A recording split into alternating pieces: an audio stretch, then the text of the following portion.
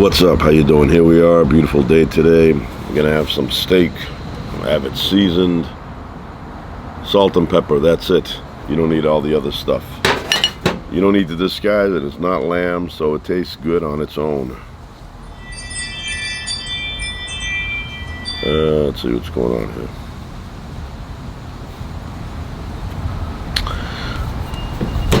I'll put that on the grill. I'm not cooking it in the pan. Get the grill going, heating up there.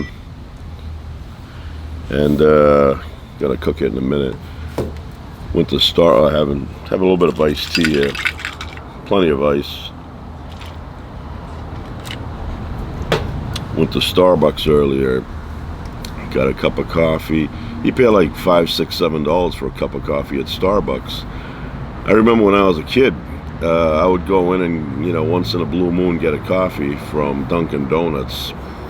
And a lot of places had coffee for 35 cents. I'm starting to sound like those old people, from the 1920s. They would say, I used to go to the movies for a nickel.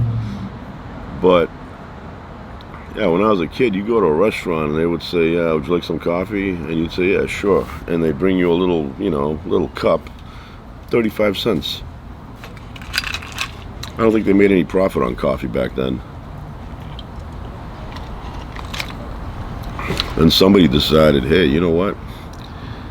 For 15 cents worth of beans and 3 cents worth of milk and another penny worth of water, we can charge $6 for a cup of coffee. And the public decided to pay for it. So, I think in those days, a lot of the coffee you would get at a restaurant was Folgers Crystals. Anyway, 35 cents. And I remember that because every once in a while when I would skip school, I would take a personal day. I didn't do it that often, but every once in a while I'd skip school and I would spend my time downtown. In the winter time, one of my first stops after getting off the train, the subway, I would go into a close by Dunkin' Donuts, and that place was packed. Business people sitting there having their coffee. So I'd wait in line with the grown-ups, and this is 6th grade, 7th grade. I'd go in there. I don't even know if that Starbucks, that Dunkin' Donuts is still around, but it was packed. So I'd get my order, and I would always say medium coffee, cream sugar, and a honey dip donut. And then I'd take it, I'd be outside shivering, drinking it, eating my frozen donut. And then I'd roam around for a while, and one of my pit stops back then was to stop at the arcade.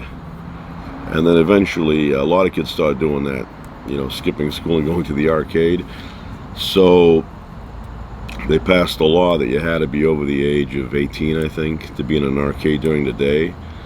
And I remember my arcade hired this big Italian bouncer guy. He was 6'5", maybe 6'4", and he would wait like this in the front. And if he saw you were tiny, he'd give you a hard time and tell you to go. So we couldn't do that anymore when we skipped school. And then we did other things, exploring downtown. But I remember coffee, 35 cents.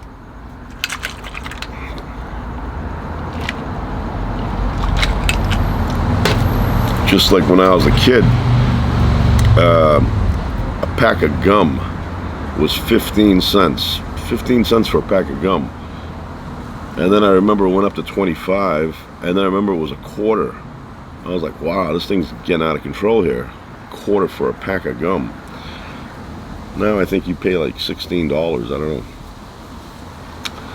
But, yeah, I remember taking personal days off, and I mentioned before that the first time I skipped school, got caught, and it was not a good experience. And then you would think that from that experience I would have learned, and I would have said, yeah, I'm not skipping school again. Well, we didn't skip school again. I don't think we skipped school again that year. But the following year, we did a few times, and we did it once, not really thinking about the past, that we did this before we got caught. But we just did it again, and this time we called up the school. I arranged it, called the office, said that not feeling well, not going to be in today and all that. They jotted it down. They send the memo out to the teachers.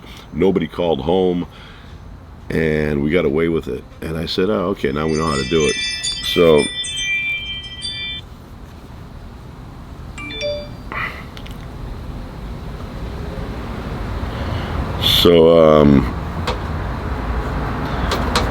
every so often, when we kind of felt like it, and I was the one that made the decision. There's a big bug there. Look at that big beetle. I was the one that would make the decision, and I had friends sitting in different parts of the classroom, and if I looked around and I made eye contact with one of them and I gave this signal, this was basically a question, and the question was, do you want to skip school tomorrow? It was kind of based on the word hooky, and we called it, you want to hook. We didn't say hooky like we were from the old days. We would say, you want to hook tomorrow? And so I would just do this, and I would get this. So I would sit there with a sheet of paper, and I would make the plan out, and the plan consisted of time. This is the time we're going to meet here at the bus stop. This is the time we're going to be at this location. Everything was like written out, and then the next day we followed it, and we never got caught. In those, I did get caught one more time after that, and that was the final time I ever got caught. But I already said that story another time.